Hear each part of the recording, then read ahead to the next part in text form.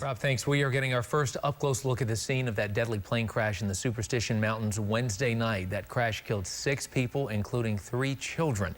Wendy Halloran joins us now from the Far East Valley with the latest information on this investigation. Wendy, good evening.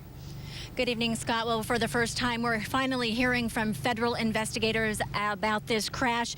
We've learned that the plane was recently purchased, and it's uncertain who is behind the controls of that plane. Investigators with the NTSB were flown up the mountain to the crash site. A late start, cloud cover hampered their ability to get there.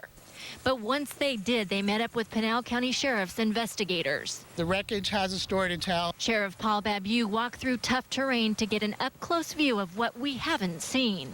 Scorched, blackened ground reduced to ash. For NTSB investigator Michael Hune, the physical terrain is challenging. The actual crash site itself is one of the most difficult accident scenes I've been on. The slope is about where the impact occurred. The slope's about 45 degrees. It's a lot of scree and exfoliating rock. And then 100 feet beyond that is a vertical wall. And so it's extremely difficult. Small pieces of wreckage scattered on the mountainside. It's a gruesome scene as investigators continue to recover human remains. We're meeting with members of each of the families in different parts of Arizona to bring them specific information where decisions that families have to make about how they're going to proceed with services and so forth. Federal investigators say a flight plan was not filed on the flight because it's not required.